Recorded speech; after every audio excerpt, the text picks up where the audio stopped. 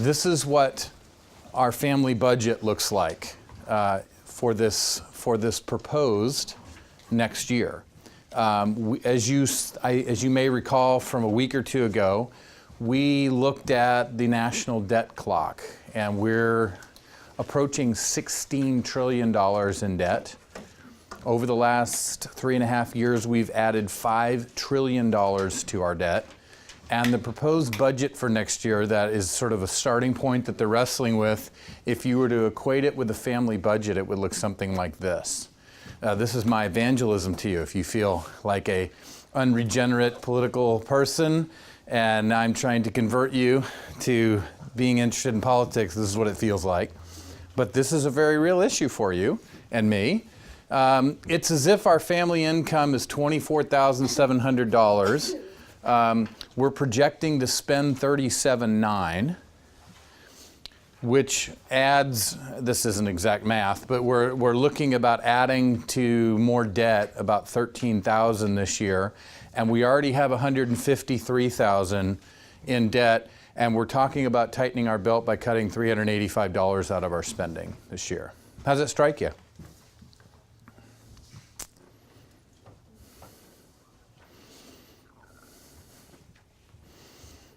This is unimportant to you because it's on every one of your plates. If you're not an American citizen, obviously it's not on your plate directly, but it is to us. Yeah? It makes me think that we drastically need to change the way we live. In what sense? Oh, you mean the way we live? Yeah. Because of the implications of this? Like maybe our standard of living is too high. Maybe it's unrealistic. How would this, I mean, this very well may affect our standard of living. The implications of this may very well affect the everyday family standard of living in this country. But this represents, maybe I should have caveated, this represents the government situation, not individual families. This is if we were to take those astronomical numbers that the government is sort of wrestling with and our congressmen and senators and president have to wrestle with, and sort of bringing it down and simplifying it to a family's situation. I mean, if I sat down as a financial advisor to you and said, tell me what your family budget looks like, and you laid that out to me, I think I might say something like that and say, I think you better scale down seriously in terms of what you think your standard of living and your expenditures might be, because unless this number goes way up, you're going to have to give some serious consideration to that, this, and particularly that. Because this isn't sustainable. I mean, your family just couldn't sustain itself for very long. Has anybody seen what's happened in Greece the last, couple days?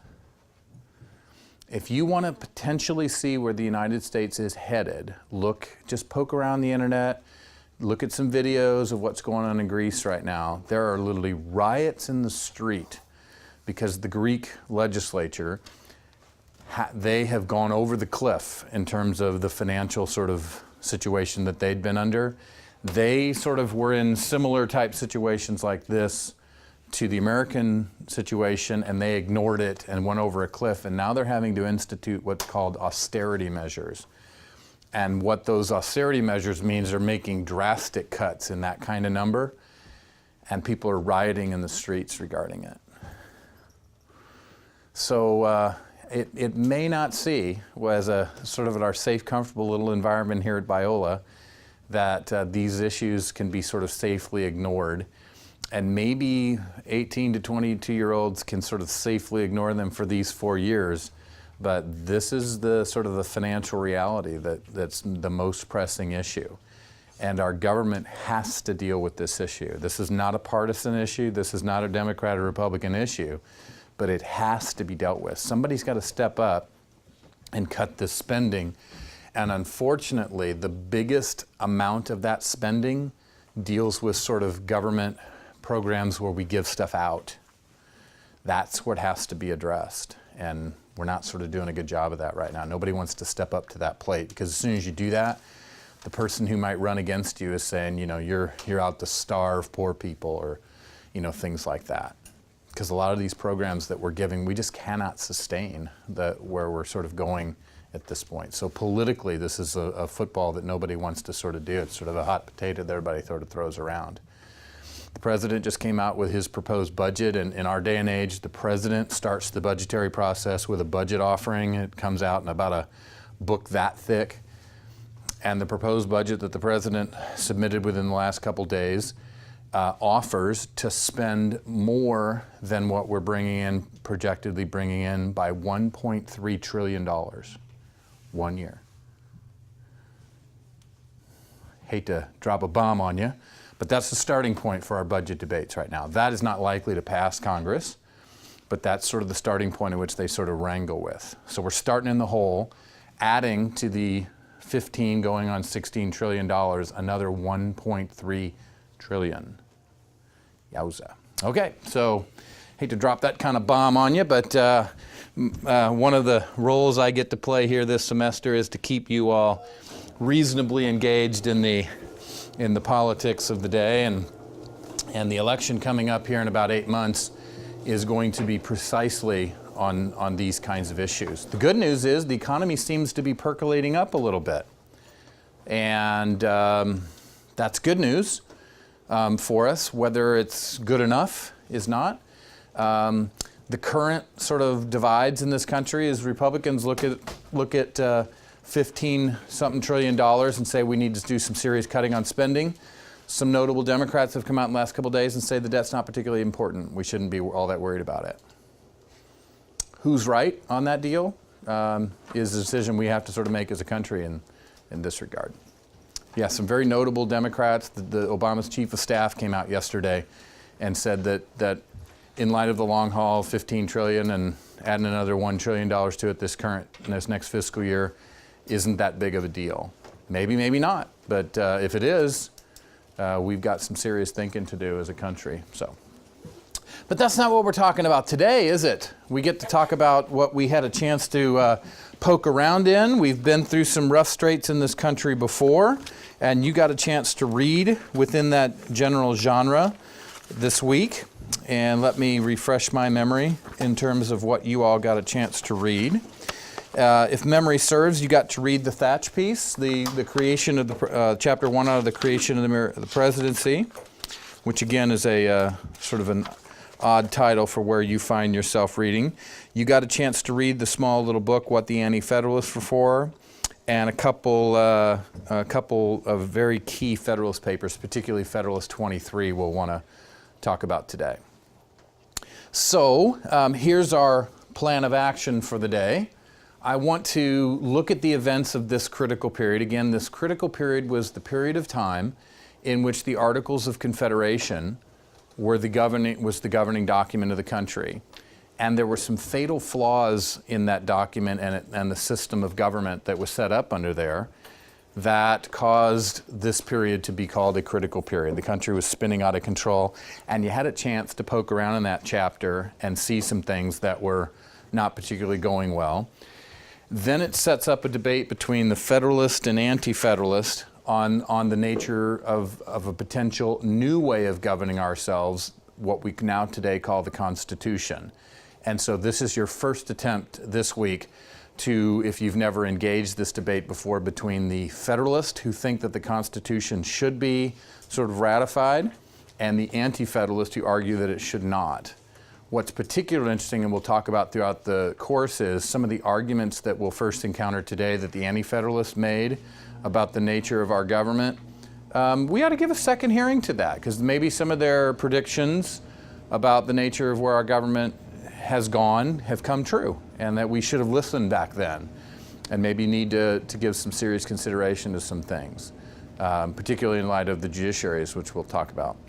And then we'll look at the Federalist response to some of their critiques, and particularly noting a means-ends argument that Hamilton makes in Federalist 23. Okay, so before we start, I would like you to turn to a neighbor, and particularly thinking about that Thatch piece, I'd like you to sort of revisit, because I know you may have read it earlier in the week and it sort of escapes you. So take a minute here and give yourself and your mind a sense to reacquaint yourself with the nature of it, and try to discuss here in a couple minutes between each other what it was you discovered during this time that we really suffered from. What were sort of the real life, what was going on that the country was spinning out of control?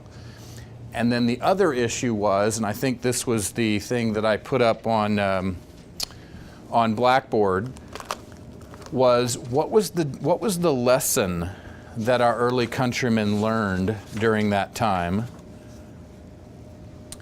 such that they said we need to do something different here. There was in a sense an email that you got a snippet of in that piece, where there was a lesson that Thomas Jefferson and James Madison sort of agreed upon, that we've learned something here, and try to see if you can surface that. So take a couple minutes, again, try to surface the things that were happening that were causing the country to spin out of the control, and if there was a lesson to be learned during these 6-7 years, what was sort of a bottom baseline. Okay, so turn to each other, take a couple minutes, and I'll call us back to order here in a minute.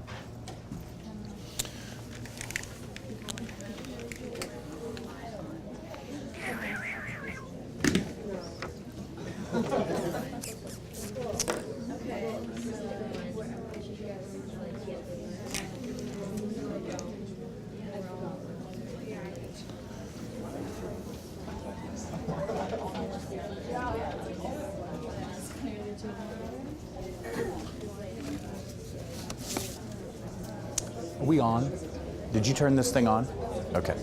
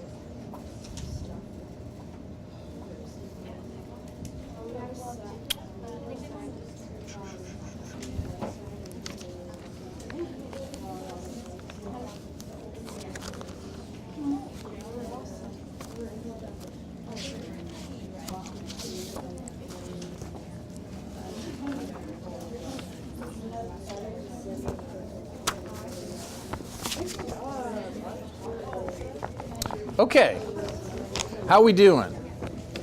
Now, especially key bonus points are only going to sort of say, well, this seemed to be something they were struggling with, and I saw this on page 7 or whatever this would be. So you'll want to, in your illustrious experience here at Biola, become used to interacting with the material that your professors provide for you. So bring stuff to class, interact with it. This is what sort of things look like when you read things real carefully. It's been 3-4 months since I've actually reread this piece, so if I want to familiarize myself with it real quickly, I can just sort of glance at my notes, and obviously highlighting is nice to sort of draw your eye to some central points here. So all that to say, we'll be doing that in class here. We'll be turning to key aspects of the Federalist papers that we'll read, this Thatch piece here, key aspects of our text that I want to draw to your attention, obviously the Constitution, and then the storing book this week. So All right, so talk to me. Let's talk about that first question. What kind of nasties were happening during this 6-7 year period of time that was causing the country to experience, and here's a term that they used back then, heartburnings? Sort of like just giving them acid reflux or something, right? So, what issues were our countrymen experiencing in their first shot at governing themselves?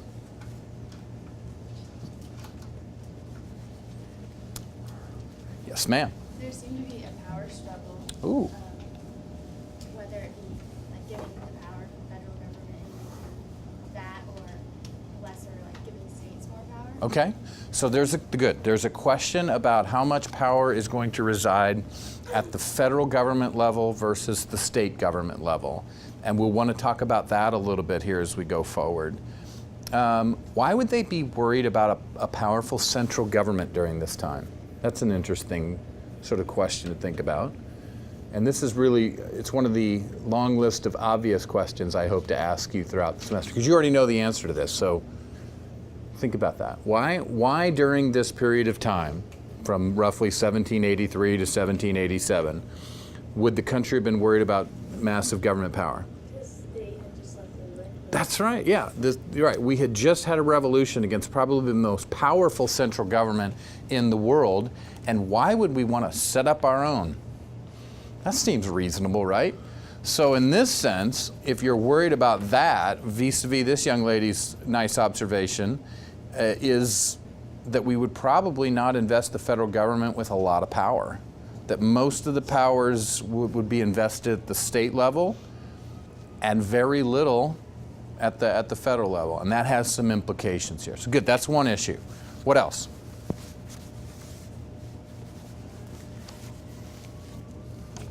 Not all at once. You're overwhelming me here. This is overwhelming. Just take a shot. I mean, you read some stuff here that some pretty nasty stuff's taking place. Please take a shot.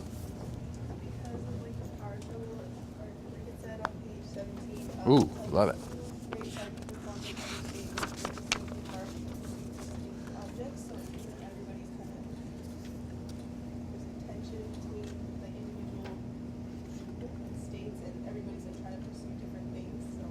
Okay, you'll have to say the first part of it because that nasty little machine in the back totally blocked you out for me. So you referenced page 17, okay, and I see that there's this thing called Shays Rebellion that's taken place. I don't know if they named it Shays Rebellion. You saw it in your text where they talked about this, but go ahead and say what you said again, and I'll try to get a little closer here. It says 2 great parties were formed in every state, which were distinctly marked and pursued distinct objects consistently. You're on 17? Yes. It's like the time is in the small text. Oh, you're down there. Oh, good. Okay, got it. All right, good. The following. Okay, oh, okay. So there's power struggles within states here.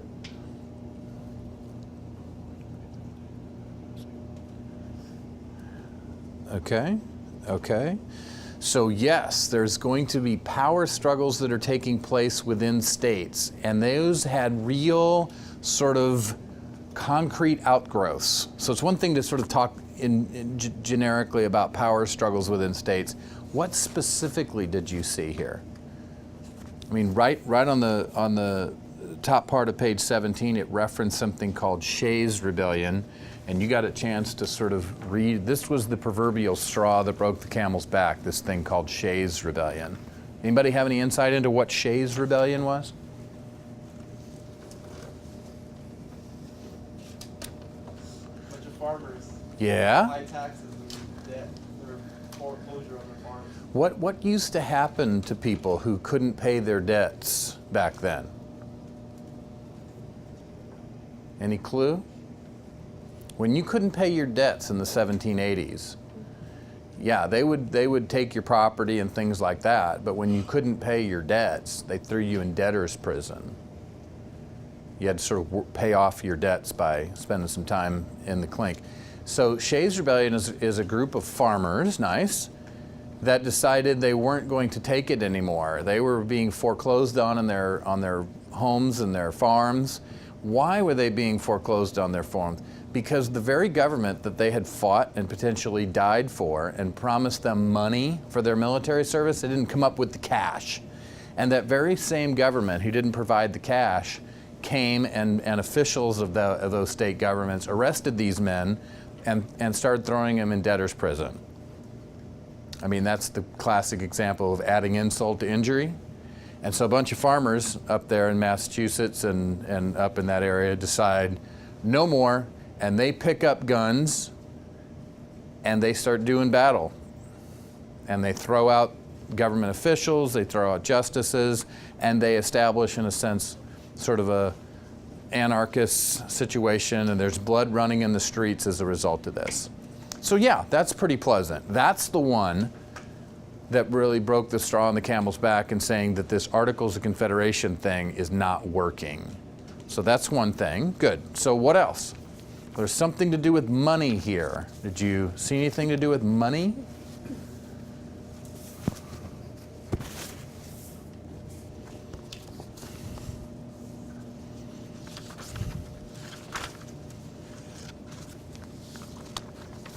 I'm sorry?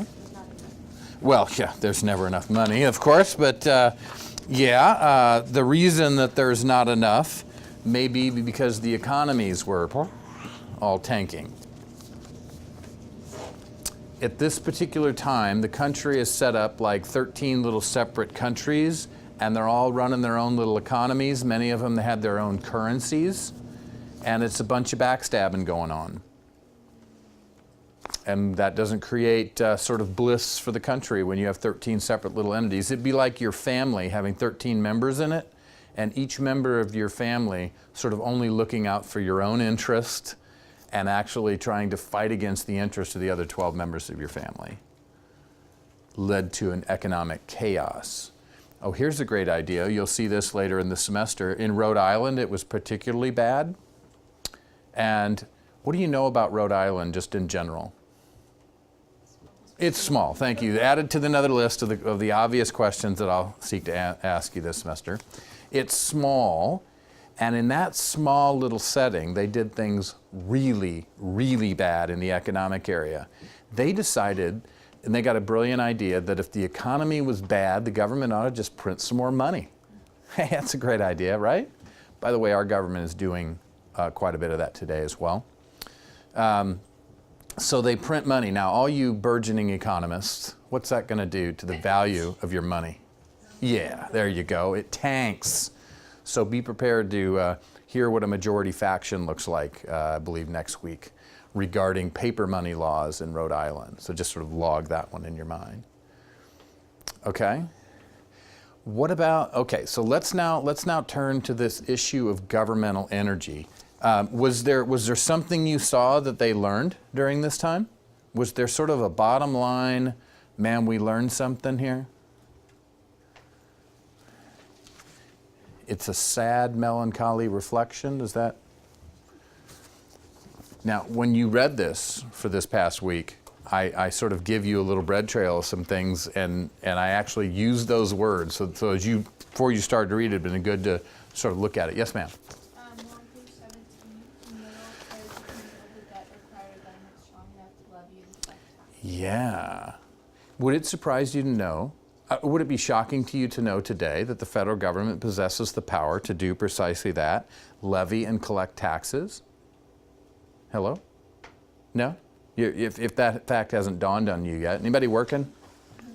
Anybody working? Okay, so check out your paycheck next time you work and see. My family is saving for a European vacation. My wife and I will be married 25 years, and we have a goal that before my kids get out of the house, we're all gonna take a European vacation. It's sort of our big dream.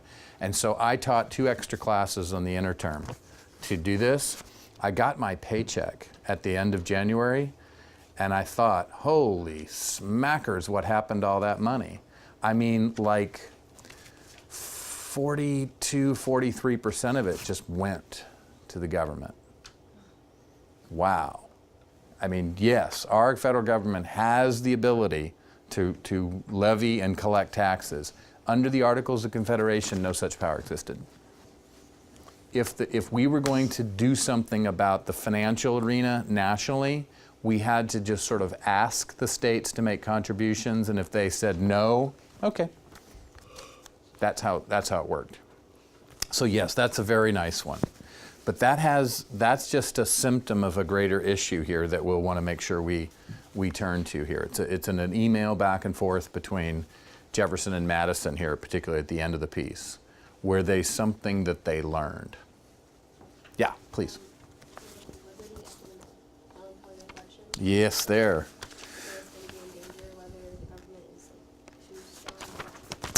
Yes, so you're referring to page 24 then? Yep. Okay, so you want to read that louder? Okay. It is a melancholy reflection that liberty should be equally exposed to danger, whether the government have too much or too little power. Okay. That's really the lesson that our countrymen learned in 4 years. And the Articles of Confederation, the national government possessed very little power. In fact, some historians argue that we really didn't even have a national government. They said that the correction to that is to create a government with real power. So first thing you need to understand is that this document, the Constitution, is offered as a corrective to the troubles you're seeing here by investing in the federal government real power.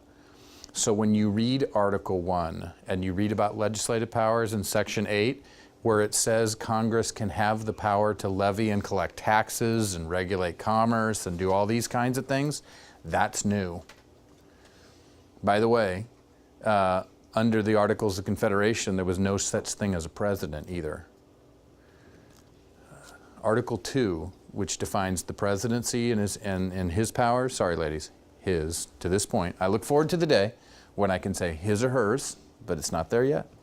Could be 2016, won't be 2012 unless something earth-shattering happens, who knows. But anyway, the presidency itself is a corrective to the old system. So let's look here then at some of these issues here, and by way of sort of easing into it, let's talk about this. For any political community, and this is really leading to what we just looked at there on page 24, sort of a bottom line issue here. For any political entity, United States, Great Britain, Iraq, Afghanistan, Bahrain, whatever political entity you have, there's a balancing act that you've got to do between governmental power and people's liberties, essentially, and security is an issue as well. But this piece more focused on our liberties. The assumption was, well, maybe I'll ask you, what do you think the common assumption was after the revolution about the relationship between this and this? Focus on the liberty aspect at this point. We'll talk about security later.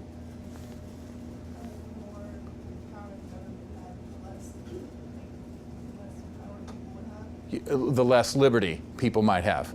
So the more exertion of, that's correct. So after the revolution, they said, well, look, you know, that's one of the reasons why we had a Declaration of Independence, because they said our liberties were being run roughshod on, and they had this long list of things demonstrating improper uses of that. So in answering this question, what were the founders most concerned about? That. They are concerned that after the revolution, they're going to set up a system of government with a whole little, I should say it this way, a very little of this to ensure that. At the end of 6-7 years of trying to govern like that, Jefferson and Madison exchanged this little email, which you got an insight to on page 24, that says, you know what, Jim, you know what we learned here? We learned that these are much in danger from too much of this as too little. That's why we ramp up governmental power. This creates a real national government with real powers that can act independently of the states. That is a whole new situation. What you take for granted today, we didn't used to be able to do. Barack Obama can act independently of the states. He doesn't have to get permission from the state governments to do what he does, and neither does our federal Congress or federal judiciary. That's not the way the old system worked. But once you create a government with real power, the potential comes, it can be dangerous. So this is the first introduction you have between two different groups of people, founders and framers. Founders are the people you probably already are familiar with, people who fought the revolution, set up the country for the first time. Some of those same people framed this document. So the framers are these people. 6 or 7 years separates the two of them. And the issue is the founders were concerned about too much government power. The framers were concerned that the government possessed too little powers. Because when Shays Rebellion came down the line and there was blood running in the streets, they looked to the federal government for help in Massachusetts, and there was no help that could be offered because we didn't have an army. We didn't have any kind of serious military force to come in there and restore order. That's why Shays Rebellion was the straw that broke the camel's back. Okay, so that's the first thing to be said about this situation.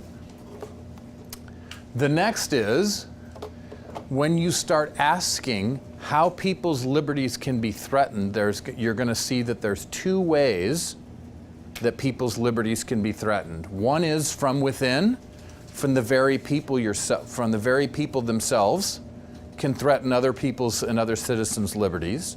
And you'll come to see that in weeks to come here, I believe next week or the week following, dealing with something called faction. And I really want to bring a contemporary spin to that discussion because we may be seeing in our country's history right now the rise of something called a majority faction, and it may be killing us. I mean, it may be causing some serious, serious trouble in the country now because factions of a majority nature might be forming, and you don't have any clue what that is right now, and don't worry about it. I'm just sort of giving you a portent of things to come. That issue you will read about in Federalist 10 and in the first half of Federalist 51. So just to sort of give you a roadmap for the future, if you're concerned about your liberties being threatened by the very people that you're citizens with, you're worried about factious majorities particularly. But your liberties, and this was the primary concern of the founding generation, is that your liberties can also be threatened from without or from outside the people themselves by the government we put over us. We had just revolted from a tyranny, or what we called a tyranny. The Declaration of Independence sort of lays this out. And they're saying that this danger is not to be reestablished in the United States of America. That's why we set up under the Articles of Confederation a weak government.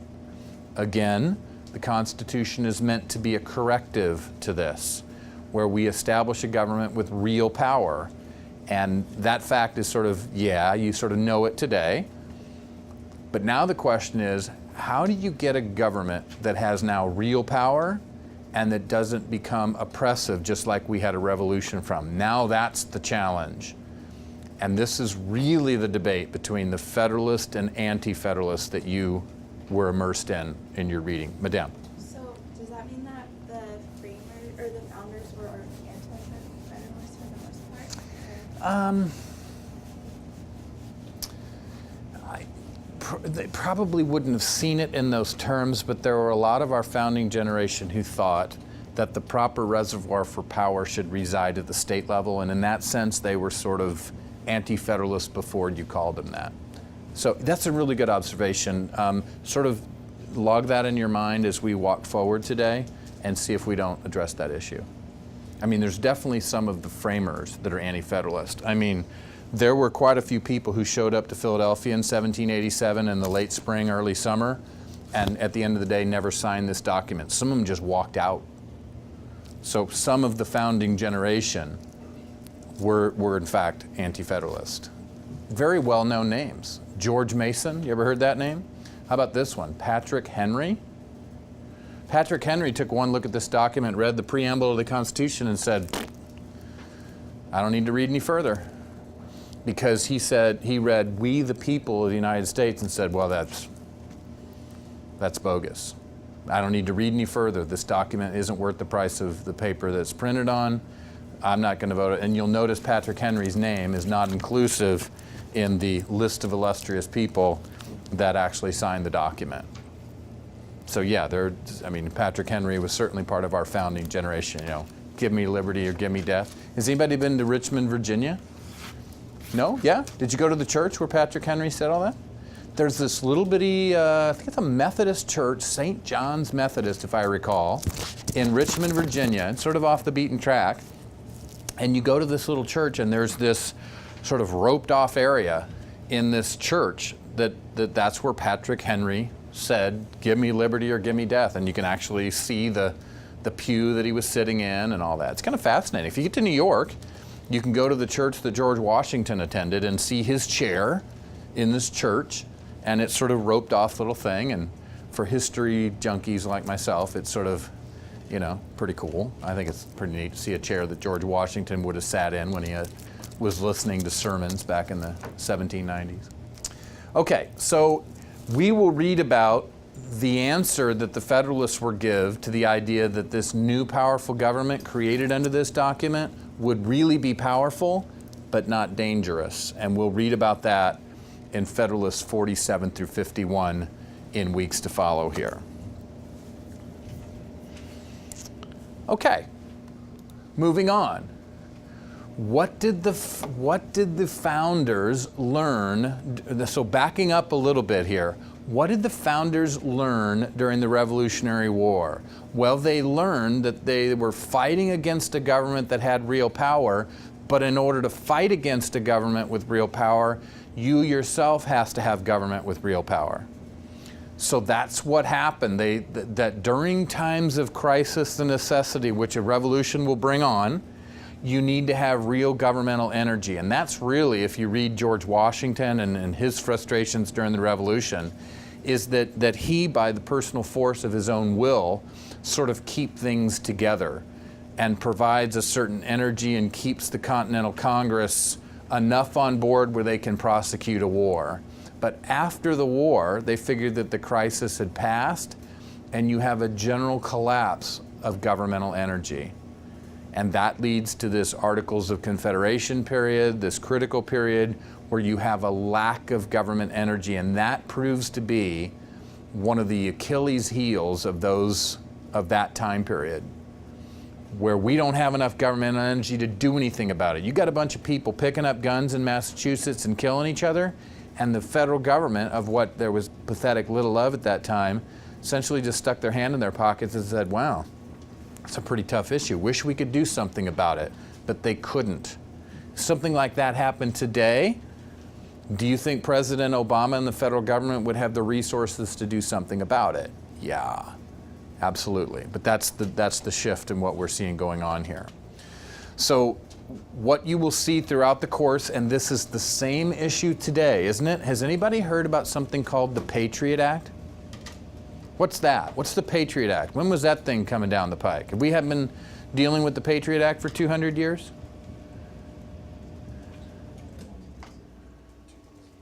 Patriot Act? When do we get the Patriot Act? What is that, by the way? Does anybody have any clue about what that is? It was a measure passed by Congress shortly after 9/11 that gave the government increased abilities and ease of access to looking at emails, phone records, methods of communication. Are they worried about Mr. Frampton's emails? Well, if he's going to Pakistan or Yemen, maybe so. They're probably not worried about my emails to my mother because I'm not traveling to those areas.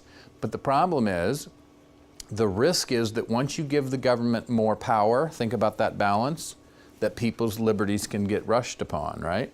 And there's groups like the American Civil Liberties and organizations like that that are saying things like the Patriot Act are dangerous to our liberties. The argument on behalf of the government is times of crisis and necessity call for increases in government energy to provide for security. And in those same times, your liberties might be run roughshod on. I mean, if the government wanted to, and they had good cause to, they could look at my emails. I mean, if they thought I was a problem. Several years ago, was it in this class or my philosophy class? I think it was in this class. I had the Department of Homeland Security show up at the door. It was the most odd thing. All of a sudden, sort of out of the corner of my eye, I saw the campus security, along with some other dignitaries outside the door. They called me over and said, "Is so-and-so in your class?" And I said, "Well, yeah. He needs to come now." And I went, "What? I mean, couldn't this wait till after class?" "No, now. The Department of Homeland Security is with us and they want him now." Apparently, this guy's brother was sort of involved in some things they were concerned about, and they wanted to talk to this guy now, a Biola student. Yeah, there's an exertion of governmental power. Pulling somebody out of class or something that they discovered. Why? Because there's times of crisis and necessity and you're going to see this issue over and over again. In a democracy, we have to make decisions about whether those exertions of governmental power are reasonable or not. Wait till you see what Lincoln does at the start of the Civil War. Big time exertion of governmental power. Wait till you see what FDR does at the start of World War II. He takes Japanese American citizens out of their homes and puts them out in the middle of the desert. That's surely an exertion of governmental power. And it was during a pretty interesting time of crisis and necessity. And people have to kind of weigh this about whether this is proper or not. At the end of the day, people look back at the FDR situation and we're just, oh, how could he have done that? Put yourself back in that time, where the Pacific Fleet is decimated after Pearl Harbor. There's the threat of a Japanese invasion of the West Coast. Argument's a little more easy to make. Okay, so that's an issue we'll have to look for. So governmental power ramps up during the time of crisis. After the crisis of the revolution pass, we have a collapse of governmental energy. And you have that document is reflective of it. Why do we need a powerful central government? State governments can sort of handle things. We may have needed some kind of centralized effort to fight a war, but we don't need this anymore.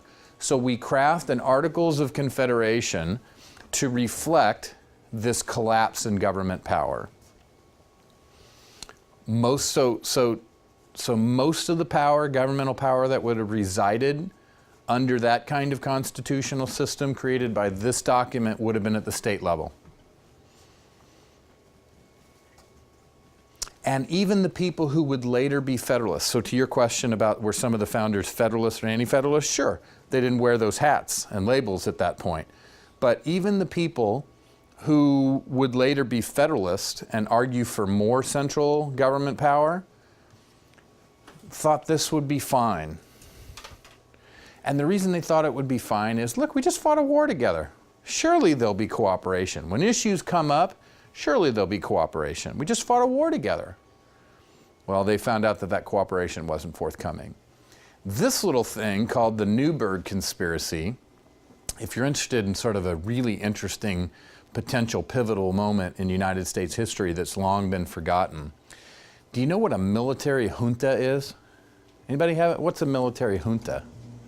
We have the military central. Yeah, it's where a bunch of military guys get dissatisfied for some reason with civilian rule, and they just march in and take over the levers of government. Those things happen like where, in South America or Africa or places like that, right? Well, it happened here, or it came real close to happening here. After the revolution was over, the Revolutionary War officers started generating a military junta taking place in the United States, where a bunch of our Revolutionary War officers who were PO'd about the fact that they weren't getting paid and that their men weren't getting paid and they were frustrated with the government, decided that they were going to march on Philadelphia and take control of the levers of government. And none other than George Washington personally cut it off. There's these reports, if you're interested in reading about it. This is where George Washington himself came in tears begged his fellow officers not to do this. But the temptation to do this military junta that we now know as the Newburgh Conspiracy, is a result of the fact that the government power was weak, it just collapsed, and it was impotent to do what it needed to do. very simply like pay guys for their military service. Okay, so moving on then, you see that the Articles of Confederation were drafted in the aftermath of this idea that we didn't need centralized government power. And this is really, when you read the Thatch piece, what you're reading are just symptoms of this general problem. A lack of governmental energy, and particularly that, a lack of coercive power. So where's the Thatch piece here? Let me allude you to a couple key sections here as we look at this document. So the first part of the document talked about this balancing act between governmental power and individual liberty and security.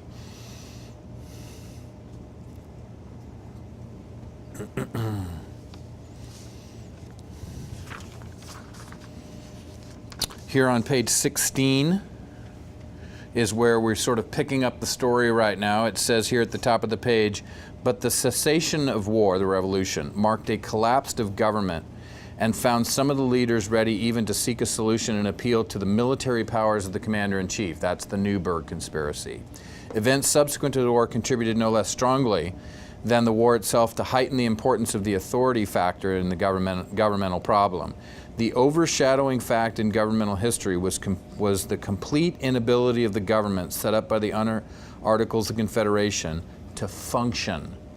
Efforts to patch up the system were thwarted by Rhode Island and New York, and it was easily seen that the fundamental defect of that system of government was the lack of coercive energy. What is coercive energy? What makes it just different? What am I adding to energy when I say coercive? Sorry? Possibly. What if they don't want to work together? Sorry? That was the situation. It was falling apart. What does the coercive aspect have to do with anything? What's coercion? That's putting it lightly. Yeah, manipulating. That's devious. Manipulating. Forcing. I have coercive power on you. You are existing in a benevolent dictatorship in this class, but I have coercive power in this class, meaning that I can push the system in a certain direction. I have power that can create energy and direction. That governmental system lacked it. Now, where do you think, under the new system of government, under this bad boy, where do you think coercive power would most notably come from?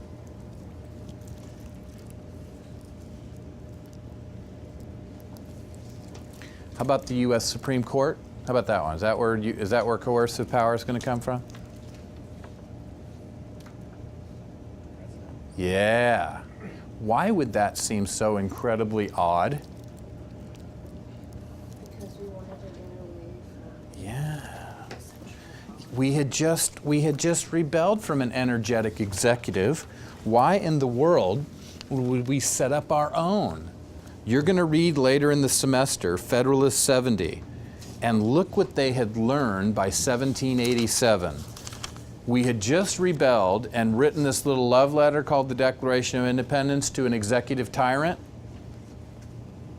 7 years later, one of our framers said this: energy in the executive is the leading character in the definition of good government. Whoa.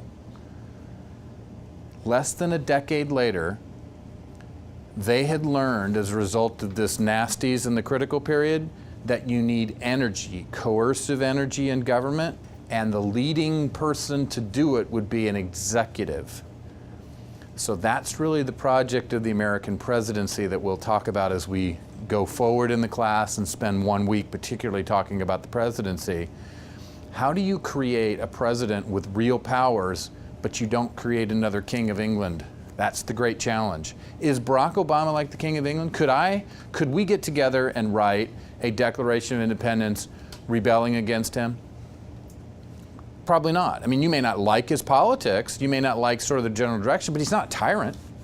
So maybe we've done something fairly successful in the country where we have created what's called a Republican executive, not a monarch. A person who draws his power from the people to serve the people, but he's not a tyrant over us. So to a certain extent, we've been successful in this, and to a very large extent, the president has demonstrated this energy to a system that the previous system lacked. This lack of governmental strength during the critical period, here were the major flaws in the system. Because the government lacked strength, and this is just right out of the Thatch piece, we were not able to pay the national debt. If the federal government can't raise money, you got a difficult time paying for things, yeah? As a result, there was a general commercial depression, not only from the federal government, but the state governments, because they were all backstabbing each other. There's a general commercial depression in the country. And then you get nasty stuff because poor people, when you have that particularly, suffer first. And think Shays Rebellion. This is a faction that took to guns. So in the weeks following here, when we start looking at majority factions, the worry is in the Federalists that these things will go bloody and they'll go quick, and they were already seeing it in Massachusetts up there. Let me see when we'll get to that. Next week, you get to start reading about this. How about it? So the question that we want to ask ourselves just rhetorically right now is, how does a strong central government help to solve each one of these problems? Well, let's just sort of get a prelude to that. Think about this. Right now, in contemporary United States of America, we've got a national debt of $15 trillion, and it goes up by the minute. So, can we service the debt? Well, at least we have the power to do it. I mean, what if the federal government had no power to raise money? We'd probably have a difficult time paying the debt. Well, we had a lot of debt associated with the revolution at that time. It wasn't $15.3 trillion. But the federal government had no power to pay for it. So everybody was sort of left to their own devices. A general commercial depression resulted because you had 13 separate little economies cutthroating each other. The new federal government would have the power to regulate commerce, to try to govern over the whole country. Well, that's a corrective to it. And it possessed real power to deal with issues when they got bloody and nasty. You'll notice when you read Article 1 of the Constitution that our Congress has the power to raise and support an army and a navy. The previous articles government did not. We relied completely on the states to provide militia to deal with issues. What happens though in a state when your state militia can't deal with the issue that's going on in there? I don't know, like an armed rebellion in half the state? If the other states don't want to cooperate, they just sort of say, boy, that's a bummer for you all in Massachusetts. Hope it all works out fine. Certainly the people in Georgia wouldn't care. I mean, it's quite a bit removed from Massachusetts. See how the system was sort of failing? If there's a big problem in Massachusetts today that gets too big, they get on the bat phone and call Obama and they say, sir, we need some help. And he has some resources to help. When they picked up the phone back in 1786 and called for help, nobody on the other end of the line. That's the problem. Okay. So you'll see this as we go forward. Now with solutions become dangers, and this is where the Anti-Federalists are worried. That yeah, we got problems and we need more governmental energy, particularly on high, but not that much. That was their concern, as we'll see later. Okay, we've already talked about Shays Rebellion, but I just threw a few bullet items up here just to talk about it. If you're in a history class, or if you're even in this class, if you're looking for a research topic and you want to make it sort of an historical type of paper, that's fine. You'll always want to be looking for the political implications. This isn't U.S. history, But if you take a historical topic for a research paper, if you're in a pure history class, if you're taking Professor Dewey's survey of U.S. history, you could, and you wanted to look into these issues some more, you could do a paper on Shays Rebellion or on the Newburgh Conspiracy or whatever it happens to be. If you want to do something like that for this class, the hook into your paper is an historical event, but you'd want to talk about the political implications of it. And that's really the political implications of Shays Rebellion, is that it was the straw that broke the camel's back that led to the Constitution being formed.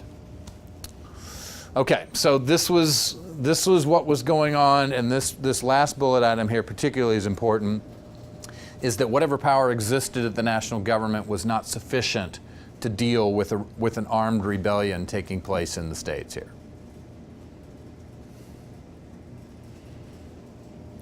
Okay.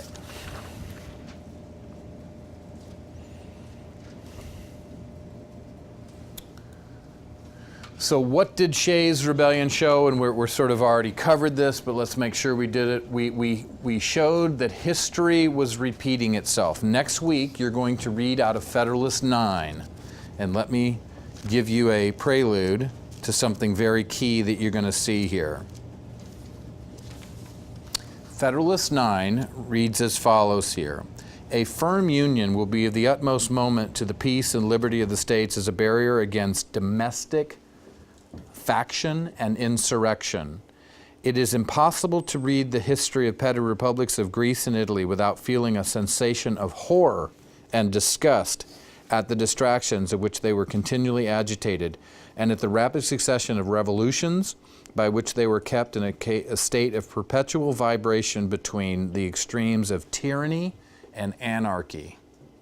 So here's what he's saying. This is Alexander Hamilton writing here in Federalist 9, which you'll read next week. And the history of past republics showed bloody violence between a tyrant taking over and anarchist situations. Well, we were seeing anarchy play out in Massachusetts. And that's why Shays Rebellion just showed that history was simply repeating itself. When they put their noses in history books back then, what they saw happening in Massachusetts and in other places around the country was simply another chapter of the same book in Republican styles of governance. When you have republics, it generally gets bloody and violent. And he concludes in Federalist 9, and you'll see this, that if we can't find a solution to these kinds of things, then you better just think about another style of government besides Republican styles of governance. Republican styles of governance is when power is derived from the people. We don't have a pure democracy, do we? I mean, do you get to vote on everything? No, that would be a pure democracy. Think Athens and Sparta and all those kind of ancient Greek city-state type pure democracies. We have what's called a representative republic. So we have a Republican style of governance, but it's sort of indirect, right? Power is derived from the people, but we send our elected representatives to go represent my will. But it's still Republican style of governance. Okay. Okay. You're going to see that the things that turn bloody and violent for next week in Shays Rebellion are what the Federalist in Federalist 10 talks about called factions. So when you read Federalist 10 next week, and again, I put these questions for you on Blackboard as you read, look for the bread trail that I do, and one of the things that I have for you there is what's a faction. And wouldn't it be glorious if you were to read Federalist 10 next week, and the author of Federalist 10, Hamilton, or is it Madison? Hamilton, I'm sorry, it is Madison, would say something like this: by a faction, I mean, and then he just gives it to you. Look for it. He does exactly that. That'll be very key for you to see what a faction is next week. So factions can be violent and factions can be nonviolent. In Rhode Island, they were nonviolent. In Massachusetts, they were violent, but they were still factions. So just a prelude to next week. Now we start moving into the next topic, and I'll just sort of introduce this before we take our break. Who were these Anti-Federalists and what are their concerns? Many people see the Anti-Federalist as just a group of naysayers. They were just poo-pooing the new Constitution and trying to get in the way.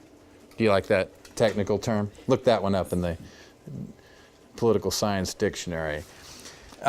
There's a reason why when you publish this book, it's white. And if you were to get the Anti-Federalist papers, which is sort of the alternate universe, they're black. I mean, there's sort of the guys in the white hats and the guys in the black hats. What I had you read this past week was what the Anti-Federalists were for. There's something positive. They have a positive political ideology that they thought was better than what the Constitution was offering us. And that's really the debate that you're going to find yourself in. So let's make sure historically you know where we're at. By 1787, the biggest of the biggies get together in Philadelphia in 1787 in the summer, and they draft this as a document. Just because they put pen on paper didn't make this the law of the land. The country had to weigh in on it. The country weighed in on it over about a year and a half period of time. That year and a half period of time is called the Ratification period, where the country wrestled with whether they were going to change from the Articles to this. And that's where this debate takes place. The Anti-Federalists wrote a bunch of stuff that can be put in a book, and they said, boo, this is not good, and they made reasons for it. These guys answered their objections and wrote positive arguments of their own. So unless you've ever been immersed in that, it's sort of helpful to know what the lay of the land is in this regard. So the Anti-Federalists are actually for something, and it's that I'd like to spend a little time unpacking for you as we go forward. So let's just start that, and then we'll take a break. General characteristics of Anti-Federalist thought. Now again, all I wanted you to do as you read this for this coming week was to kind of get a general sense of what these guys were about. So let's walk through that a little bit for you and hopefully add some clarity to what you probably already saw. The first thing to point out is that the Anti-Federalists were conservatives. Now there are conservatives today, and there were conservatives back then. It just depends on what you think is worth conserving or preserving. That's the nature of a conservative. Today, political conservatives say that we need to preserve or conserve traditional ways of doing things. So social conservatives in this country are probably like a lot of people like you, I'm guessing, is my history of Biola students. This is the worst room on campus to be doing this, isn't it? You think this mic's picking that up? Yeah. Why not? Yeah. Let's throw an old cat in there and just stuff that. Yeah. Okay. All right. So the Anti-Federalists are worried about preserving and conserving a situation that they think that the Constitution departs from. So they're conservative in that nature, and we'll have to look at that. They were for a union, but for a very different kind of union. And that's huge to see. Just huge. And then lastly, the Anti-Federalists, and we'll unpack all these. The Anti-Federalists are small republic people, meaning that they think that the power of government should most properly reside within states. And yeah, we need to ramp up the federal government's powers a little bit, but not that much, is basically their argument. So we'll walk through here. Now, did you discern what do you think the Anti-Federalists were, if they're going to be labeled conservatives, what were they interested in conserving or preserving in the existing system? Did you pick up anything? Do you see anything in your notes that might give you some indication what these guys were conservatives for?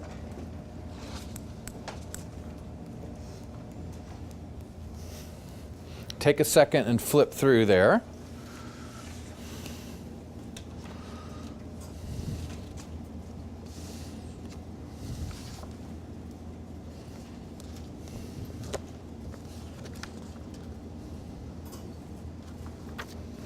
Anything you see? Ma'am? They want to conserve states' rights. Yeah. So say that loud over our illustrious air conditioner here. They want to conserve states' rights and individual liberty. Okay. So if you're thinking about sort of a pie, they want the bulk of that pie to still represent state power. If the whole pie, you know what a pie chart is, right? If you look at a pie chart and that represents all governmental power, they want the bulk of it to still remain at the state level. Did everybody sort of see that? Now, Thomas Jefferson here in a couple weeks has sort of anti-federalist tendencies. He's going to make an argument that we've got off to the wrong foot with George Washington and John Adams, and that we need to return back to seeing state powers being more important. So just sort of log that in your mind.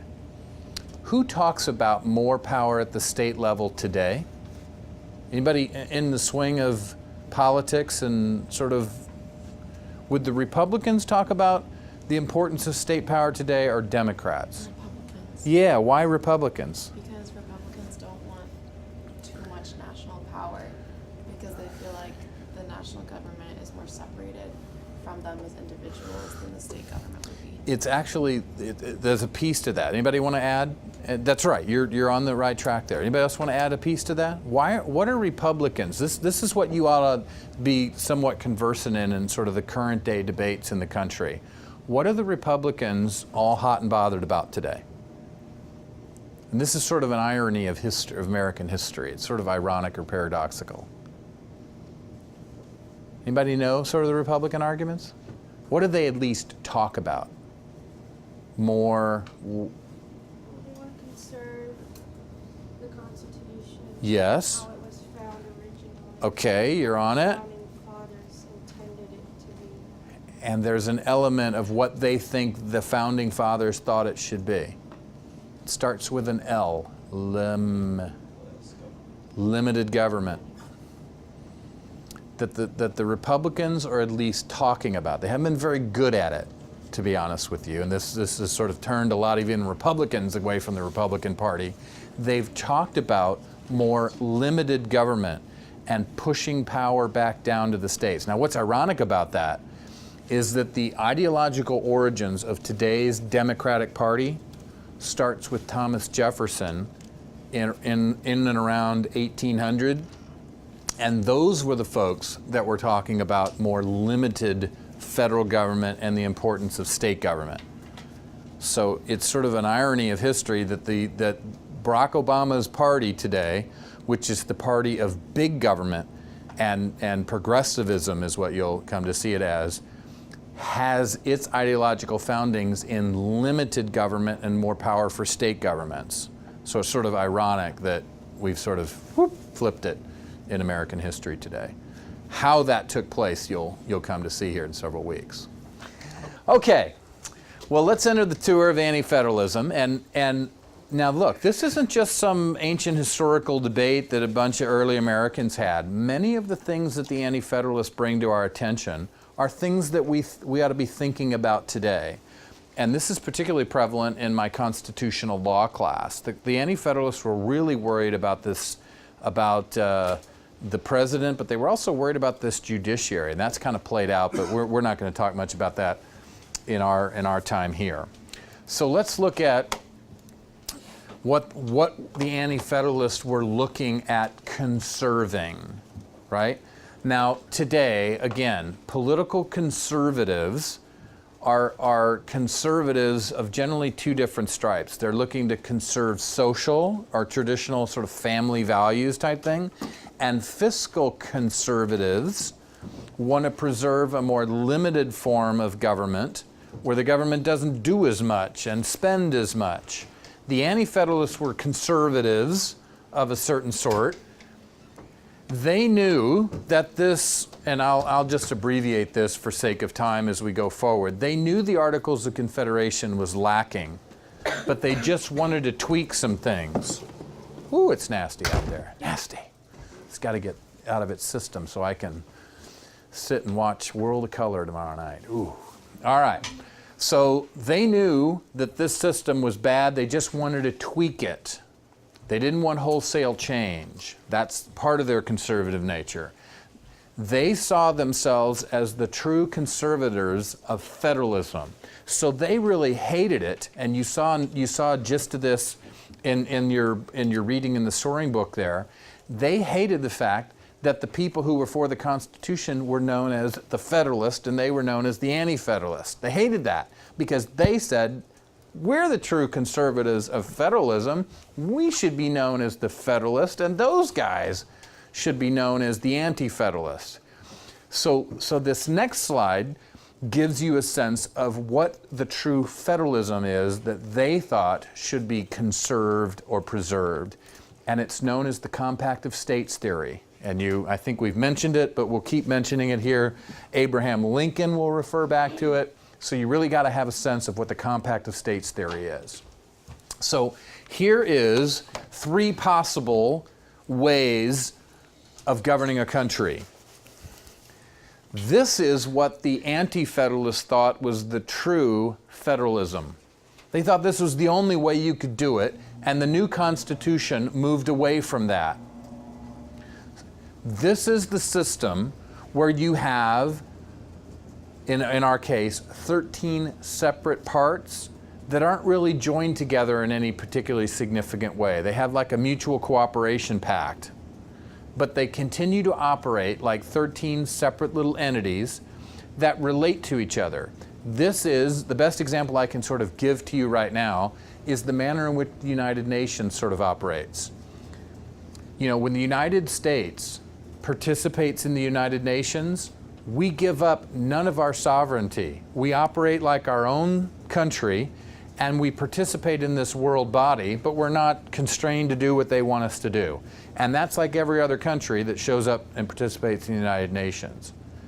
That's how the Anti-Federalist thought this country ought to work. They think that the states ought to be sovereign. They think that the states ought to continue to operate in that manner in which they did. Maybe we need to tweak the system a little bit, but not the manner in which the Federalists thought they would. Whew, you guys paid a price for that coffee. Man, nasty out there, huh?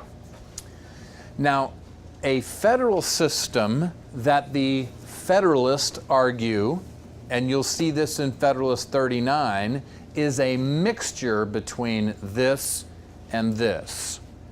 So let's look at this one real quick. Another way of governing a country is just to have sort of one government on high that governs over the entire nation. That's called a unitary state. So France is probably the best example I can think of. In France, you have one national government. It governs over the entire country, and that's the only significant government that you would encounter as a Frenchman. That's a national system. It's the polar opposite of that. The charge that the Anti-Federalists said is that the kind of government that we're setting up under this, they said was this. Their charge was that state power would go away under this system. Have they been right? Yes? I mean, they literally thought that state governments would literally wither on the vine and go away. That hasn't happened, right? But we have seen quite a bit of shift in the balance between state power and federal power, haven't we? That's really been the history of the country over the last 100 years, is where we've seen the amount of power residing at the federal government level go way up and the power residing at the state level go way down. That's sort of the current debate today. There's a lot of people arguing that we need to sort of turn that ship around and move in another direction. So that's sort of the current debate that we find ourselves going in. Well, that's the debate they had. So again, the Anti-Federalists think this is the only true way to do federalism. They think they're the true purveyors of federalism, and that's what it's supposed to look like. It's called a Compact of States theory, where these states retain their own sovereignty. Their charge was that this document set this up. The answer, which you'll read about next week, of the Federalist is, no. then this new system of government is neither this nor this, it's a little bit of both. And that's what they call a federal system. So when you read Federalist 39, you're reading in a back and forth between two camps. The Anti-Federalist camp that said, this creates this. And the Federalists respond in Federalist 39, no. This new system of government which we're setting up is a mixture of this kind of system and this kind of system. Some of the elements of this constitutional order have what they call federal elements in them, and some of them have national elements in them. Your task as you read it next week is to discern which, look for that general argument. You're going to see the argument go something like this, that this system of government is partly federal, partly national. It's sort of like a hybrid type situation. Some elements are federal, like the Senate. Some are national, like the House of Representatives. See if you can discern next week as you read it why the Senate is more of a federalist element and the House of Representatives more national. Do we have control over this beast? Can you, I sense some people being cold. Can you turn that up? Is that possible to do back there? Oh, well, there's two of them. Holy smokes. I'm even feeling it up here, so I figured you guys in the back are probably chilling out. Okay, good. Yeah. Okay? All right. So that's sort of a prelude, but the first thing that the Anti-Federalists want to conserve is that. This is the only true federalism, let's continue operating that. That's why when you read the preamble of the Constitution, and the preamble reads, we the people of the United States, in order to form a more perfect union, are announcing that we're moving away from that. And that really bothers these Anti-Federalists. Next. They are bothered and want to preserve a different kind of system. What bothers them is the consolidating aspect of the Constitution, meaning that power is going to consolidate under the national government, this new independent national government that's created under this document, and they see that as a threat to state sovereignty. They literally think that state governments are going to go away. Now that hasn't happened. But we have seen, they did have a point. I mean, if we could bring these people back from the dead and have them look around and inspect sort of the state of affairs that we have going on now, a lot of them would say, told you so. That the federal government has gotten so big and so powerful that it's made state sovereignty a real question. And some states today are starting to push back against federal exertion of power in ways that we haven't seen in quite a while. So we may finally be, in our current day and age as Americans or interested nationalists of various sorts, we have finally reached a day and age where the power of the federal government has gotten to the point where the states are starting to push back in a pretty profound way.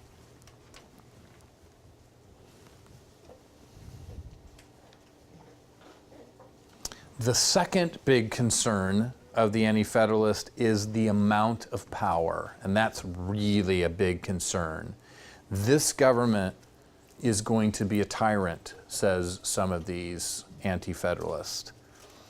One Anti-Federalist of note, George Mason, looked at Article 2 of the Constitution and pronounced it the fetus of monarchy. They were concerned particularly about this Article 2 president, of which there was no precedent. George Washington was the first Republican executive of any sort in the history of mankind to that point. You couldn't look back to anybody and say, well, it's sort of like that. We had monarchs, we had tyrants, we had despots, we had, Greek this, that, and the other. You had Roman rulers of various and sundry sorts, but you never had an executive who possessed all the executive powers, but yet drew his power from the people and was accountable to the rule of law. The Anti-Federalists said that thing's just not going to work. It's going to turn into a despotism. There's going to be this monarchical despot that's going to emerge from Article 2. So they're really concerned about the power possessed by the new federal government, and they're particularly worried about this new chief executive. Okay. Why is this consolidation perceived as so bad? What is it about the consolidating? Again, the consolidating aspect is the idea that you would have a government that would genuinely govern over the whole country. Prior to this, we didn't have a government that essentially governed over the whole country. You had 13 little governmental entities essentially doing their own thing and governing over their own space. Now, under this new system, proposed system, you have a national government that the Anti-Federalists would say that so much power would trickle up to them that it would consolidate so much power that the state governments would just go away. And again, that hasn't borne out, but we have seen, particularly since the 1930s, a real growth in the size and the scope of the national federal government. And we'll want to make sure as 21st century Americans that we're sort of aware of the lay of the land on the day. And as I tried to make you aware of here at the beginning of class, there's a tricky little economic component to big government. So we'll see next week again that the Federalist response to this is we are not going to have one big consolidating government and state government go away. The nature of our governmental system under the Constitution is going to be a little bit of this, a little bit of that. It's going to be a hybrid. And that's what you'll see next week here.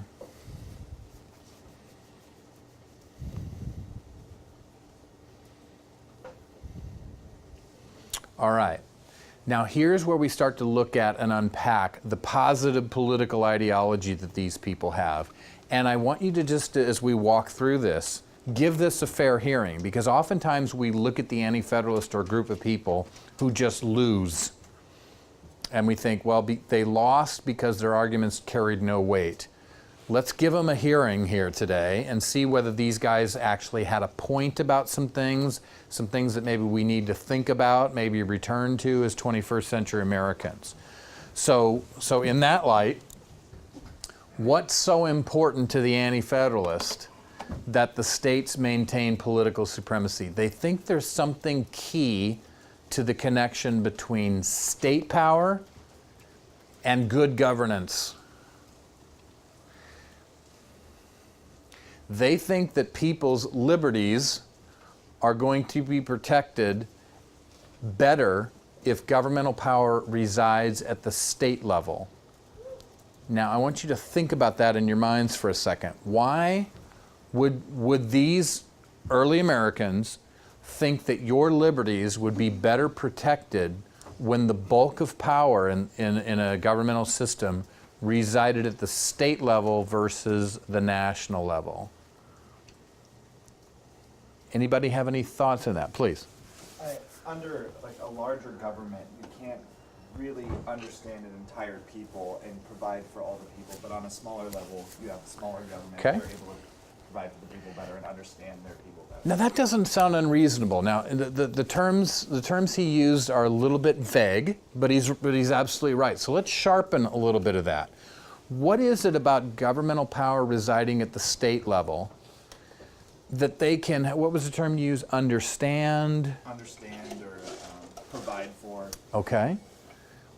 Yeah, well, let's unpack that a little more. State governments are more, I would say, localized towards who they're around. Okay. So if there's a problem in a state, the state can address it better because they understand what's happening and why that problem is there, whereas the national government is so far away that it's harder for them. Okay, so you guys are pointing to geographical distance, first of all. I mean, think about us in California. I mean, it's a really weird thing. Have any of you walked the halls of Congress before? Have you done it? Isn't that just the weirdest feeling? You really get a sense of the United States of America when you're walking the halls of Congress and there's a door from a guy from Alaska and there's a Georgia and there's a California representative. You really get a sense of it. But boy, I bet if you went in their office, you really get a sense of the geographic distance between those people who represent us in Washington and us out here in California. Well, there's not such a great distance between here and Sacramento. But what else is there not a big distance of? I mean, there's a geographic distance, but what also is there a difference between the national and state government in terms of distance from the people? The steps in order to get changed. The steps in order to get changed. Yeah, there might be more bureaucracy at the federal level. And boy, if you ever dealt with federal bureaucracy, you can see where people would get some headaches. I, for the first time, had to deal with a federal bureaucracy in a big way when my father died a couple years ago, and I had to sort of navigate. He was a federal employee, and so I had to sort of navigate that for my mom, dealing with her pension and all that stuff. It was just a nightmare. I mean, if I had any hair at the beginning of the process, it's likely I'd lost it long ago. But nevertheless, there's bureaucracy. Because it takes so long to get into a national position that they're kind of don't know what the people want by the time they get there. Yeah. So far from it. So there's a disconnect. I mean, these people off in Washington not only are geographically disconnected from me, they might be disconnected in terms of sort of the life that they think and the reality that they think is sort of most pertinent and sort of life as we experience it here. What if we were a really rural state, where there we go. We were predominantly dominated in this state by rural interests, farming, agriculture, these kinds of things. And some person that represented us in Washington, D.C. was some urban guy. Would he give us good representation? Well, seemingly not, right? I mean, we're generally a bunch of farmers in this state, and some urban guy gets elected and he's off in D.C. representing us. Wouldn't it be better if there was a guy representing us who was a farmer himself or came from agricultural interest and he could relate? So there's a bit of the Anti-Federalist saying we're going to be able to relate to our government better if it's smaller. And isn't there the people who represent the states? I remember learning about this my senior year. Just they have different ideologies where they think they have a duty to even if they don't agree with what the state wants, they have to vote for that. Or they are they think that they're elected to bring their own opinion to it. So it's those people have different opinions. Yeah. So think of the dynamics of a difference. Let's say put yourself in this position. Let's say you were elected to represent some Californians up in Sacramento. Who would you come from? Let's say you're an Orange County person and you get elected to serve in the state legislature, and your district is Orange County. Well, man, yeah. I mean, when you go to Sacramento, you're thinking. Now, as I'm thinking about voting yes or no on these different issues that affect legislation in the state of California, I'm thinking about the people of Orange County, and I'm one of them too. And I'm thinking about voting on that kind of thing. Think about how very different you would think about voting on things if you were in Congress in Washington, D.C. It'd be really different. So, and I think another element of what he brought up before was really a good question to ask is, how could you ever get a government so geographically distant and maybe relationally distant in D.C. to be able to govern over a whole territory effectively? These are questions that the Anti-Federalists ask and say it's not possible. So better to keep things on the small level at the state level. Okay, so these people are crazy. So I'm all to say, give them a fair hearing. At the end of the day, they lost. They lost the debate between the Federalists and Anti-Federalists, and the Constitution is passed.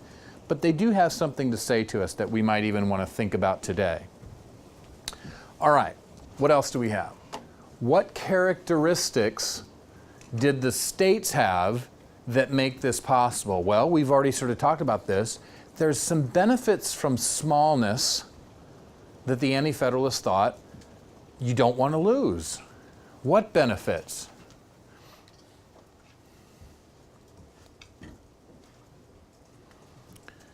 What benefits did you all see as you did your reading here of small republics? Think states.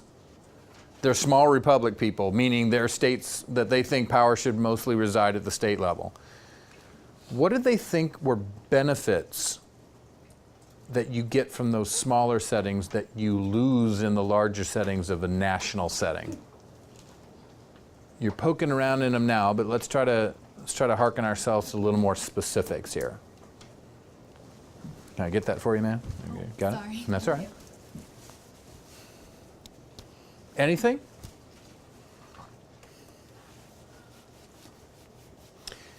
Well, one of the things we already talked about was the relational, right? In a smaller setting, it's easier to relate to the interest when you just confine it to California versus this multi-headed situation of the national government. In California, you don't have to necessarily think about foreign policy as you're making decisions. You can just sort of think about things that are going on in California. How many of you think it would be easier for you to know your state representative versus your federal representative? Think it'd be easier? Why? This is closer to us. Or she? Or she. Since the class is dominated by females, I'm very sensitive to making sure that pronoun gets out there, right? Man, this is some huge way. They got the four. See, these guys are starting to start a fraternity back here. They're the brother, and I think I'm going to go back and join them. So, all right. So there's a sense of connection that you might have, where you might actually know the person who represents you in Sacramento. One of the reasons is because the electoral districts, the actual geographic space that person would be elected from would be smaller in a state situation. This is one of the curses of this thing.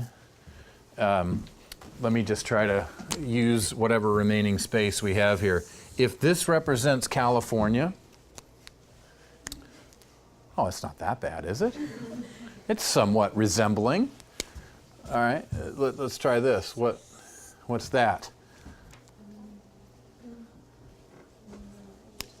Huh? It's Missouri. It's Missouri. It's my home state. All right. So in California, we send people up here to Sacramento, maybe a little too far north, but yeah. We send people to Sacramento to represent us at the state government level, right? The district that, here's Orange County. The district of which we may send people to Sacramento, in Orange County, there might be, 5, 6, 7 little districts that you divide it up into. So here's my little district in Orange County where I live, and that's a pretty finite, small number of people, and it's very likely that if I gave it any kind of effort at all, I might know the man or woman who goes and represents me here. Well, let me change the scenario a bit here. And look at the electoral districts from Orange County where we send people to DC. There might be 2 people. I don't know how, I got to really look into this because I keep giving this example semester after semester, but just hypothetically, let's say that there's only 2. That's a larger electoral district from which I might send. In fact, if you lived out in rural California, that may be what your electoral district looks like. And the person who represents you lived here and you live here. There's a lot of geographic distance. The point is that you may not ever know your representative or likely know him in the federal versus the state. What difference does that make? Just think about it practically. What difference would that make? Big deal if I don't know my representative. Or is it a big deal?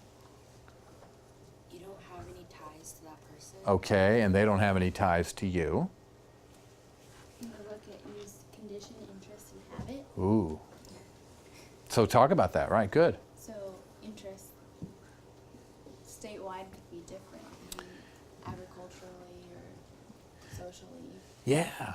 So I live out here in the central part of California. It's a agricultural type district, and some guy who gets elected at the federal level is some fat cat educated person who grew up in a city and he just planted himself in here and he represents me in DC. There's a huge disconnect. Not only is it likely that I won't know that person, he doesn't know me and my interest. And when he's debating things off in Washington, he's not thinking about people like us. Not so with my little representative that represents me in Sacramento, because he comes from a smaller setting. I might actually have known that guy and his family. And when he or she thinks about voting on things in California, might actually be thinking about people like me in that regard. So the general argument here is, the first piece is that the Anti-Federalists thought you might get better representation from small districts versus large. And see how that kind of dynamic plays out? You'd get better representation in a smaller setting because there'd be less geographic distance and less, I guess the only term I can think of is relational. There'd be less relational distance between the people who represent you and your genuine interest in smaller settings. And so I think that's where the next slide sort of points us to here. Yes, it's actually our second point. Does that make sense? I mean, does that make sense that you would think that you might get better representation in smaller districts? You're going to see here in a minute that the Federalists say, oh, on the contrary, you actually get better representation from larger electoral districts. And we'll see maybe how that plays out. What about that one? Why would having the bulk of power and the bulk of governmental activity taking place at just the state level, not the national level, what would that do for people's voluntary attachment to the government and its laws? Why would, so here what the Anti-Federalists are arguing. They're arguing that people would be more attached to their state government than some distant national government. Isn't that just, I mean, isn't that unarguable? Isn't that true? Is that weird? Is that crazy? Is it just me? No? Why would people be more attached, at least at first blush here? Why would people be more attached to their state governments, not their federal government? Well, they would feel like they have more of an impact. Okay, good. What happens, so they're going to care more. All right, so the potential to actually have impact. I might know a bunch of people who represent the State House. I might actually get an audience with them. How many of you even know who your federal representative is? Or you do? Who is it? I think that's Brian Gilder. Where are you? What district? Or where are you from? San Diego. Oh yeah, he's down there. Okay, yeah. So, but the chances of actually getting to meet these folks and know them is less. It's more likely that I would feel just a natural affinity or attachment to a government that represents this small little state, even California being big, compared to, this government as a whole.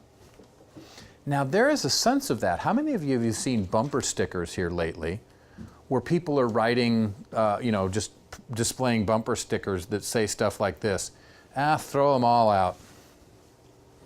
I mean, pay attention. You'll see more and more of those. There's a growing sense of discontent with what's going on in Washington today. There's a disconnect between the people, and that's why I started class today by sort of showing you our federal situation monetarily and relating it to a family situation. People have no problem relating to a family situation where they say, man, if my family budget looked like what I showed you at the beginning of class today, we'd have to make some hard choices. And they're thinking, why can't these people in DC talk about it and make some hard choices? They're not. In fact, they're going the opposite way. They're spending us into oblivion. And this is a bipartisan issue. I mean, meaning that both Democrats and Republicans at specific times talk about, getting our fiscal house in order. But when it comes down to brass tacks, they're offering budgets that increase our debt by another $1.3 trillion. And the American people, from a distance, go, why can't these people just get things done? The problem is we're having the same problem here in California. We've got some fiscal issues and problems. We're probably almost number one on the hit parade in terms of a state fiscal situation that's bad too. So we're not out of the woods. So there would seem to be more of a voluntary attachment to our local level because the interests within a state are smaller and less diverse than a large setting. That's roughly what their argument was. Anybody have any questions of why the Anti-Federalists thought you would get better representation from small settings? We rehearsed that enough? Be interesting to see how the Federalists reply here in a minute. And the formation of virtuous citizens. Why would you have virtuous citizens in smaller settings versus larger settings? There's more law enforcement. More? Well, I would think so, and so that would create more accountability. Okay, possibly. I mean, if I wanted to deal with a law enforcement official, it's likely I'd rather deal with them at the state or local level than deal with some federal law enforcement official. That seems pretty impersonal and dangerous, so, okay. You know what worried these Anti-Federalists about this regard? Virtuous had the idea of law-abidingness, at least at a very bare minimum. They thought that people would be more naturally law-abiding at their state level versus the federal level. Why? Because the laws passed by people that you might know and you'd have a voluntary attachment to the political entity would create a situation where you're more apt to, on a voluntary basis, be law-abiding, and that produces sort of virtue and good stuff in society. But man, when laws come down from on high, from some distant legislature, it's less likely that I'm going to be voluntarily attached to that, and I might actually have to be coerced into being law-abiding. What might be the coercive factor in this new national government that might coerce me into being law-abiding? Forced virtue. The National Army. Yeah, very nice. They look at Article 1 of the Constitution and go, you know what the only mechanism is that's going to keep me from not being law-abiding or being law-abiding? And the answer is, a national army is going to come and march and make me be law-abiding. Is that borne out? Are you worried about the U.S. military coming and forcing you to be law-abiding? Nah, it hadn't borne out. But they were genuinely concerned about this. So, okay, so that puts you in the mind of these Anti-Federalists here. Now, I believe, if memory serves, and it does, that we need to see briefly what the Federalist reply is to this. That's the nature of the debate that you sort of found yourself. So, excuse me, when you're reading this book, you're reading one side of the story. When you read it excerpts out of here, you're looking at sort of their reply. Because their charge, the Anti-Federalist charge, is that we ought not ratify the document because it has some faults and frailties that are not just insignificant, they're significant. Don't ratify this. These guys say it's not perfect, but it's a much better document than what we had just been governed by, the Articles of Confederation. So, the Anti-Federalists argued that small republics was the way to go. The Federalists are on the opposite end of the totem pole, and they argue that large republics actually work better. Man, I wish I had some more board space, because you kind of have to see this pictorially to kind of get the point of what they're arguing. So let me attempt in our small little space to do that.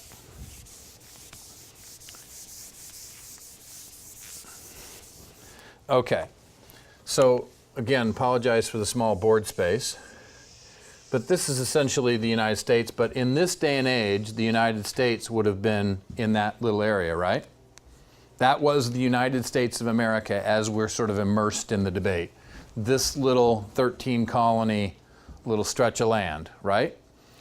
The Anti-Federalists argued that small republics were the way to go.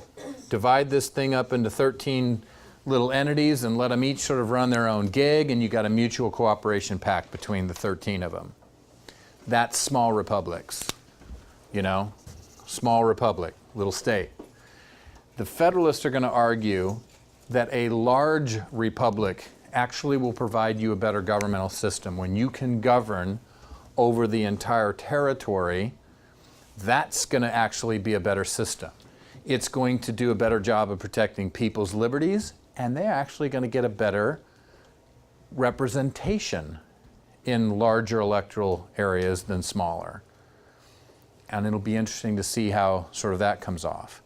You ever heard the argument, and you'll get really good at this when you get married. you'll just get really, really good at the following argument. Honey, we tried it your way, it didn't work. Right? That's a devastating argument. And that's largely what the Federalists had in their back pocket. Look, guys, we tried it your way for the last 7 years, and look what it got us. That's why I had you reading that Thatch piece, so that you could see the nasties that came down the pike for 7 years. And it's a pretty devastating argument when you say, tried it your way. Now think about that, pay attention to political arguments today, and the Republicans and Democrats are kind of going back and forth, trying to actually get that high ground. Obama was very effective going into the 2008 election, saying, well, we've had 8 years of George Bush, how's that treated you? It's a pretty powerful argument if you think that things aren't going particularly well. During the last year and a half of the Bush administration, the economy fell apart, the housing bubble and all that stuff. Whether an administration is responsible for it or not, if you're sitting at the desk at the wrong time, you get blamed. If things happen to go well, despite or in spite of what you're trying to do, if you find yourself sitting at the desk at the right time, you'll get the praise. So if the economy ramps up here over the next 6-7 months, whether Obama has anything to do with it or not, he's going to get credit for it. If the economy tanks, whether he has a responsibility for it or not, he's going to get blamed for it. So that's something you have to sort of factor in American politics today, and people are always making this argument. The Federalists could make the argument, hey, look at how good that old system under the Articles did in protecting people's liberties. Pathetic. PU, right? We got to have a significant change. So that's a powerful argument. Why do you think, let's try to unpack this a little bit. Why do you think the Federalists would have argued that better representation would take place at the larger electoral districts? You'll see this and read about it in Federalist 10 for next week. Let's see if you can just sort of poke around thinking about it and try to discover why you'd get better representation from larger electoral districts than small. So let me return again to our California map and see what's going on with that. So here we are looking at our state of California again, and this might represent a federal electoral district, and this, if we were up here in San Francisco, that might represent a little district that you would have for your state representative. Larger electoral district, smaller one. Why would you think the Federalists would argue you'd get better representation from this large one than the small? Let me rehearse the small argument again. That's the Anti-Federalist argument. You get better representation from the small because you might know that person. They have more of an affinity with you. You might know them. They're thinking about you and your interest when they're making decisions at the state level. From a larger electoral district, it's less likely you would know the person, they would say. They're going off to some distant legislature somewhere, and they're making decisions that you would just barely be able to read about in the newspaper. You don't know these people.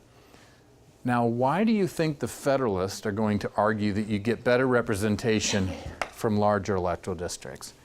Any thoughts on that? I mean, you haven't read about it yet, but take a poke. Maybe a more diverse amount of people is being represented. Ooh, So, wow. many different backgrounds. That's great. They think there's something to diversity that you get from governing. Think about all the different diverse groups of people that represent us in DC. And they think there's something to that diversity that's going to be good. Here? Yeah? They might be removed from the situation if there's like a problem in the district and say the person grew up there, he might be hindered by like emotional ties or something like that, whereas like a person who's not from that area can make the hard choice and be like, he can step back from the situation. So there might actually be some benefit we might get by having our representatives be distant and somewhat detached from sort of the local thoughts to things. And maybe those kind of people can detach themselves from local interest and prejudices and see things in light of the greater interest of the country as a whole. Wait till you read the little love letter that our Senate writes to George Washington after his first inaugural address. So here in a couple weeks, you'll get to read George Washington's first inaugural address. And there used to be a tradition in the country where the Senate would write the president a little love letter and saying, we think you're the greatest. We really hope and pray that you're going to be very successful, and we're going to be helpful to you in this regard. I doubt they do the same thing today, or at least publicly publish this thing. And you'll see in that little love letter that the Senate said is precisely what this young lady suggests, is that they would see themselves as rising above little local interests and prejudices and see things in light of the country as a whole and vote for things or not vote for things based upon that. Yes, ma'am. Could it possibly be like power of the population?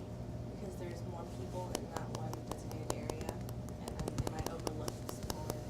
That's possible. That's possible. Anything else? How many of you, oh, please. I was gonna say better unity, because if you have so many different smaller republics or whatever, sometimes they don't always work together, meaning they're fighting against each other and a whole not being represented as well. Yeah, and that goes to the argument of, hey, we've tried it your way. We tried doing this thing on the sort of the smaller local level, and look where that got us. Issues came up of national importance and we couldn't address them. All this little local fighting didn't turn out to be that way. We need to somehow rise above all this local pettiness and do something at the national level. How they do that, we'll take a look at. Now, how many of you came from small high schools? Okay, how many of you came from big high schools? What do they call them out here? In my home state of Missouri, they called them 4A versus like 1A high schools. Something along that line. What's a big high school called? Division I or whatever. Okay, whatever the term is. Now I came from like a 3A high school. It wasn't small, wasn't mammoth, it wasn't one of these big high schools. If you had to play a basketball team, let's say you came from a small little rural high school, and you had to play basketball next week against an opponent, and I said, there's one of two possible opponents that you're going to face this coming week. You could face a large urban high school with 20,000 students in the student population, or you could face another little rural high school that has 150 students. Who do you want to play? Just sight unseen, who do you want to play? Small. Why? There's less people to pick like good players from. Oh. I think did you ever hear that? There's less players to pick from to get those really gifted athletes who may be good point guards and 7-footers who'd be good centers. Are you starting to see the Federalist argument of why you'd get better representation from larger electoral districts than smaller ones? The argument is that if you elect people to serve you at the federal level from larger electoral districts, you're more likely to get the cream of the crop representing you than from these small electoral districts where you could sort of elect petty demagogues. People who are just sort of gifted verbally and they're really just crooks.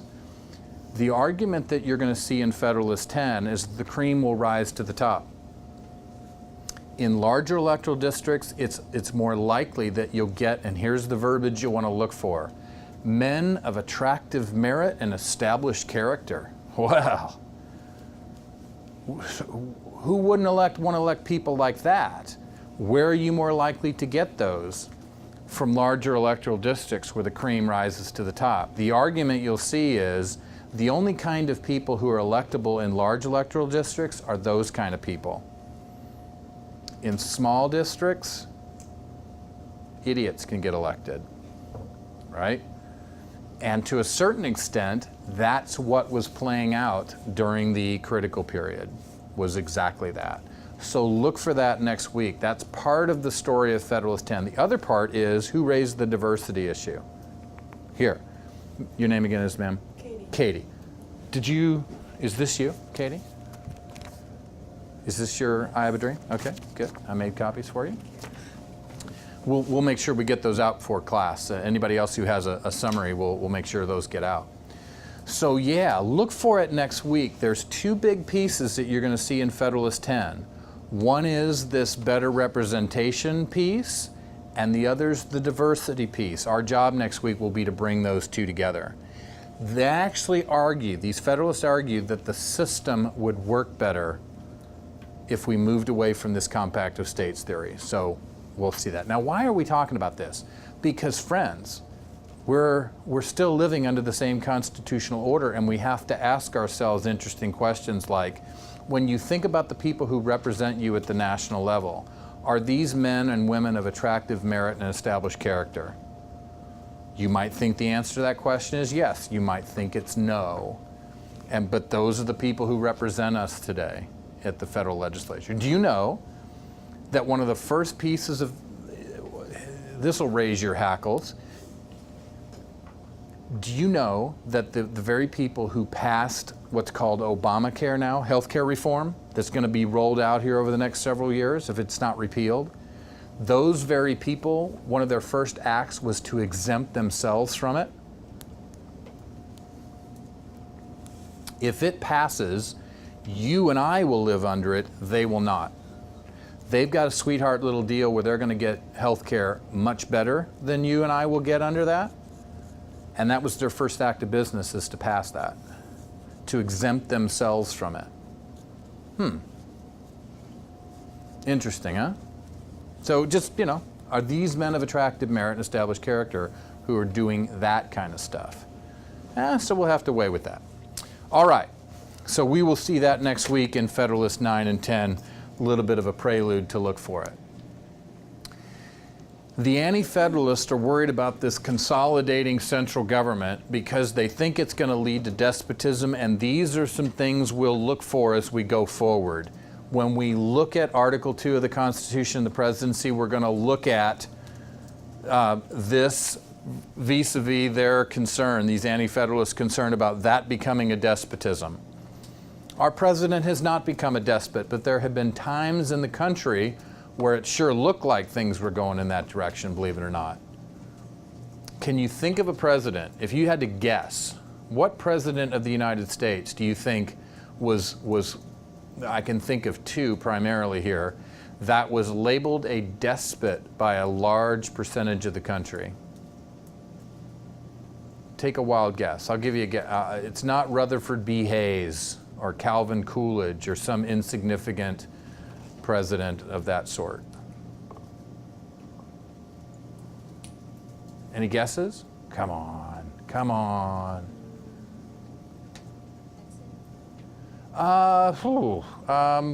That's not a bad guess. He's probably third in line. Nixon. There's two biggies besides him that dwarf him in terms of that.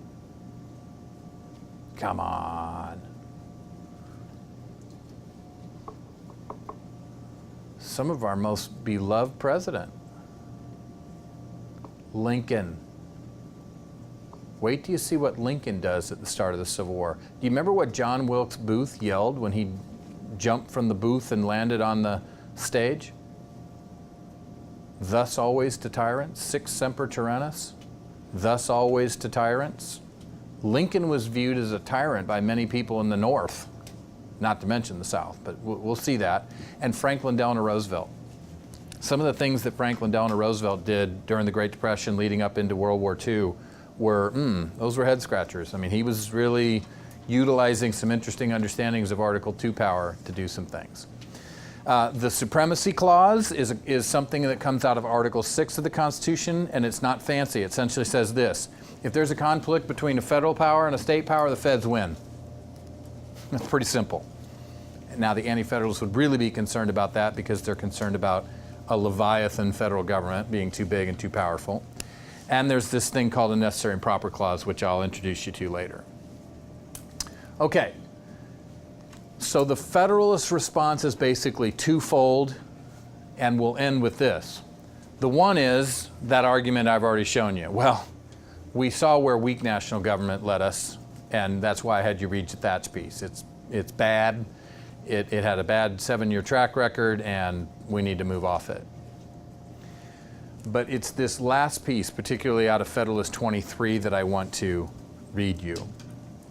So let me see what you discerned from reading Federalist 23 this week. I'm getting old and need to lean on something. Oh, so I'm going to lean on this. What did you all learn from Federalist 23 in your reading?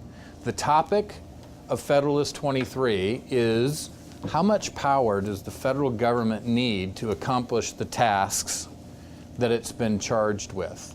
And one of the big issues there dealt with common defense, providing defense against domestic and foreign foes. What'd you learn from Federalist 23?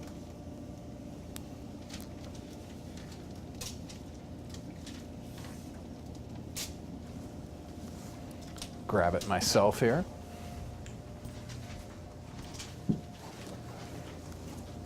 Anything interesting? And we'll especially want to look at it here briefly to try to discern what the Anti-Federalists would have thought. Now keep in mind, you're thinking about the Federalist Papers like this. The way you ought to think about the Federalist Papers is people over their morning coffee reading these, because that's the way the country was reading these. These were published in papers across the country, and they were arguments going back and forth here. And think about how an anti-federalist would have read Federalist 23. Anything you see there of note worth discussing? Yes, ma'am. You were saying that like this central government should have like full power,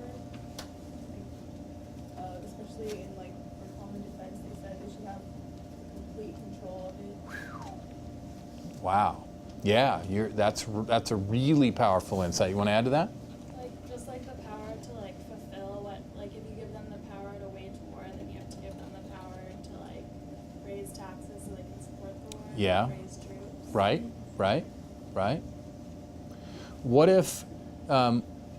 if I charged you with a task this afternoon and I said, you know, one of the things that we need to have done here at Biola is we need another building built right over here in McNally Field over there. And we're going to entrust this class with the task of doing that this semester. And we're going to give you a screwdriver, a hammer, and a bunch of old beat up lumber. Go for it. What would your response be? No, it's not that you don't want to do it, it's that you, why not? Supplies. You don't have the supplies? What else? The skills. Okay. Yeah, let's stipulate for the sake of argument there's some carpenters and electricians amongst us.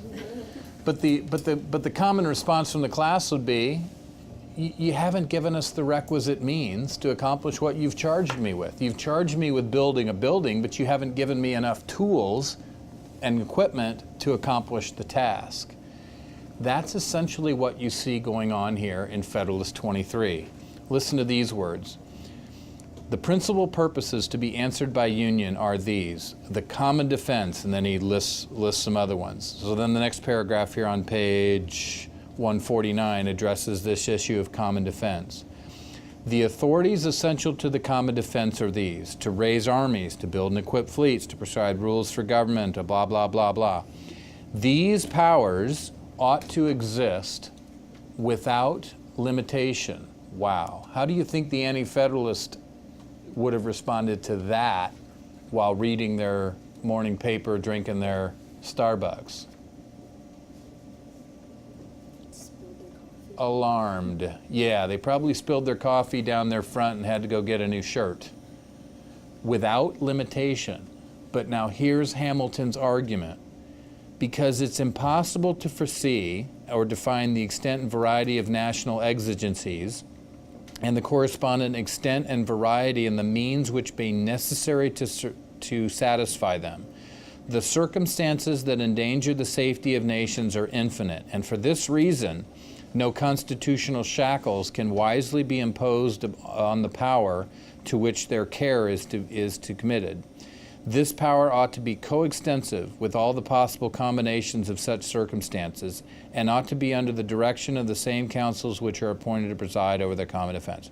The truth, this is one of the truths, which to a correct and unprejudiced mind carries its own evidence along with it, and may be obscured, but cannot be made plainer by argument or reasoning. It rests upon axioms as simple as they are universal, that the means ought to be proportional to the end. This is the famous Federalist argument, and you see it again and again and again in their writings. You're just getting a snippet of it here, where it's the same thing that you would respond to me if I said go build a building and I didn't give you the requisite means to accomplish it. Hamilton and the Federalists argued that if you want the federal government to be responsible for something, you have to give it the requisite tools to accomplish it. Why would the power, in this particular case of common defense, need to exist within the federal government without limitation? Whoa, that's scary. For defense. Yeah. Why? Why does it need to exist without limitation pertaining to common defense? In time of crisis, they need to just act on it, and if there's no resources, the nation might crumble. Okay. So that was one of the problems with Shays Rebellion, is that phones started to ring in Philadelphia and New York, and nobody was there to answer it because there was no national military force to sort of deal with these rebellious farmers in Massachusetts. So that's a piece of it. But why without limitation?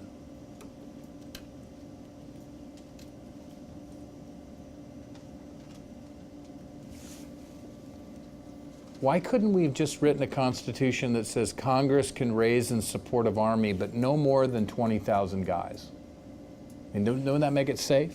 So you can't anticipate like what's going to happen or what they'll need. With what? With what, like they can't anticipate what's going to happen in the future and like what they'll actually need. So Okay. they have the power to like change that. Okay, so let's flesh that out. Do you want to add something, young lady? That's what you were going to say? There's no room for growth. Why would we need growth? Well, because we're growing like in population, and so things change over time as well. Yeah, that's a possibility. So you would, maybe a force of 20,000 might be adequate in 1789, but maybe not 1850, so possible, okay? I mean, I guess the counter response would be that we have an amendment process to the Constitution and we could amend it, maybe. But why would Hamilton in Federalist 23 argue that from the very beginning we need to be able to give the federal government enough resources without limitation in this area of common defense? It's actually something very simple. What if our Constitution read that Congress can raise an army and a navy but no more than 20,000 guys? Who's likely to read that same Constitution? Potential enemies. 20,000? I got 50. I think I can take them.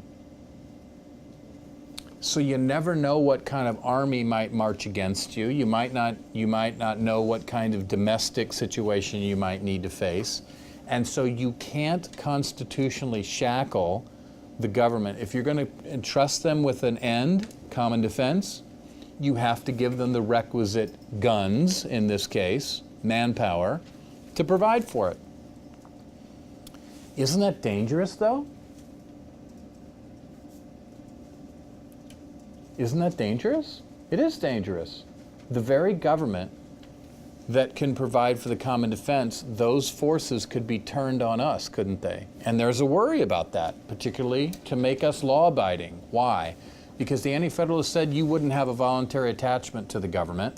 You'd have to be forced, and there's the instrument of force right there in Federalist 23. There's going to be this massive military that's going to force you to be law-abiding to laws that you're going to hate because they're passed by some distant legislature. Has that borne out? I can think of one instance where the National Guard was brought in to force compliance with the law. Anybody have a guess on which that might have been?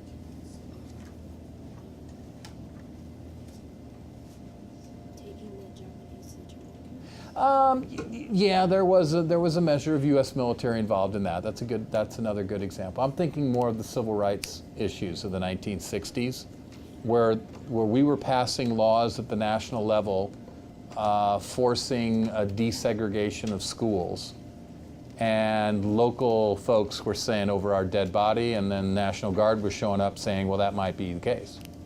It happened in Arkansas. If you didn't see that. Talk about guts.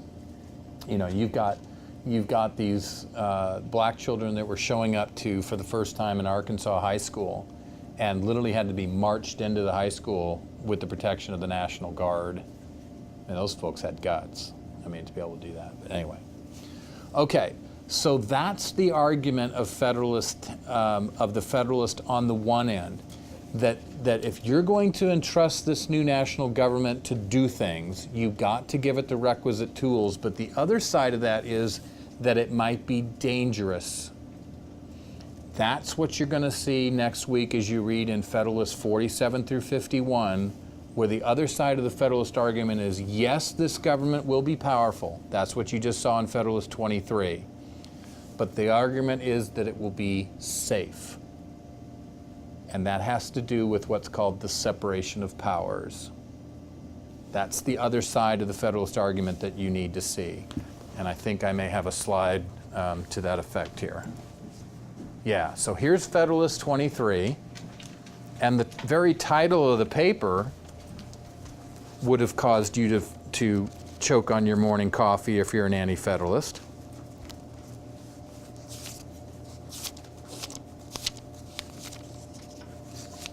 The necessity of government as energetic as the one proposed to the preservation of the Union. Man, if you're worried about the federal government power ramping up, they're not cutting any corners here. They're just sort of right out in your face with the title of it. And the essential argument here is if you're gonna entrust them with objects to do, you need to give them the requisite means, and that really bothers them. Not to worry though, because this government will be limited to certain things, but by golly, if you entrust them with certain things, you don't sell them short on the necessary means to accomplish what they need to do. But don't worry, says the Federalist, and that's where you'll look at in 47 through 51 next week. It'll be safe. And that's really the other side here. So let me see what's there, and I will, yeah. This is the means ends argument. I just read this. And the Anti-Federalists would have greeted that with horror and disgust, particularly unlimited means. And that's where we're headed here. And I'll move back to those. I'll skip that one for the second. This is going to be what you're going to read in next week. Is yes, when you give the government that much power, you create the potential these guys could become tyrants, but they won't become tyrants because you're going to separate powers at the government level. And don't we have a separation of powers? Yeah. You don't want me to be your judge, juror, and executioner, do you? Because if I possess all those kinds of powers, I can be a tyrant. If you want to keep me from being a tyrant, you only let me be a judge, and you let two other people be the juror and executioner. That's essentially what we've done in the American system of government.